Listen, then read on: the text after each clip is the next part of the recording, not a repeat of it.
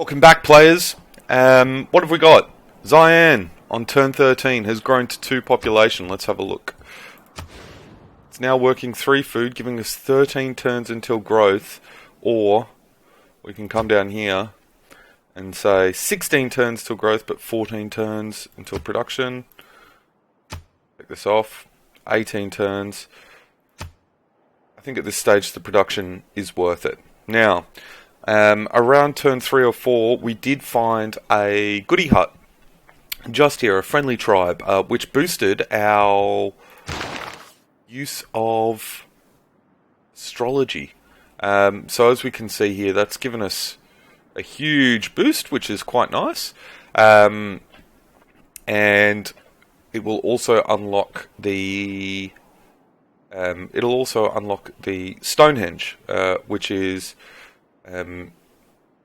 must be built on adjacent to stone, +2 faith, etc., etc. But we still continue our work towards animal husbandry, which is fine. And we have just met Villainous, a city-state which is a cultural city-state. We were the first people to meet them, so we've got the one envoy, +2 culture in the capital.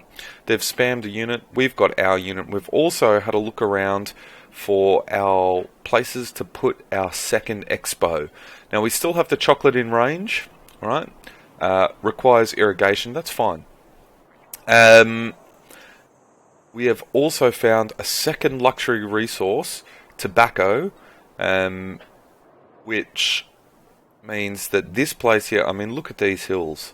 This could be what I call production city. I mean, all I see is just mines and hills for days. So, once the scout's finished, we will push north. We'll bring our warrior back up to clear this out. Unfortunately, the bad news is we have been scouted by barbarians from somewhere up here. Normally I'd like to go for a monument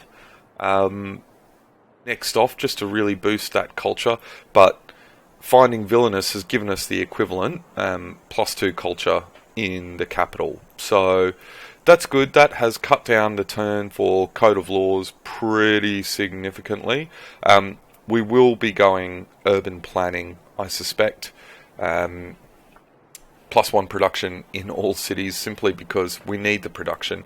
We did start somewhere where there's not that much production, and I remain very tempted to be saving for one of these tiles. Maybe this one up here, maybe this one down here, something with a little bit of production, just to speed our builders up. Because at the moment, 16 turns until growth, we're only getting 4.2 production. I mean, you can't, there's just nothing you can do. So that was a choice. That could have been a bad choice to move off the start location. Had we started here, we'd have access to this tile and this tile, and the potential to improve a farm resource. But these tiles here, especially once built, I think will provide us a significant amount of food, keeping in mind that once we research, I forget which it is, but there's a farming research which means that you get a bonus food production from having farms next to each other. So yeah, it's +1 food, which essentially means that these tiles will be worth 5 and this tile will be worth 6. So we will see how we go. Also, our first primary wonder, I mean, that I was talking about in the first episode, the hanging gardens with irrigation, 15% growth in all cities, must be built next to a river. It's going to be, hopefully we can go for both, but I'm not sure yet. I'm just not sure. Here we go. So let's move you around. More hills. More hills. I like hills. Okay.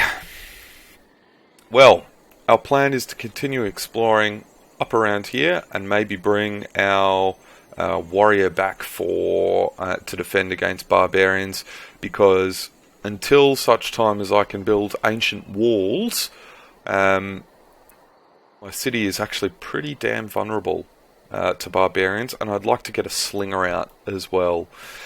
Alright, but this is the map. There's production down south, there's production to the west. Barbarians will come from the north, and we progress towards both animal husbandry and code of laws. Thanks so much for watching, guys. Like, subscribe, all that jazz. Leave me a comment, I'll get back to you. Anyway, it has been a pleasure explaining my strategic thought. I hope you guys are enjoying the format, and I will see you next time.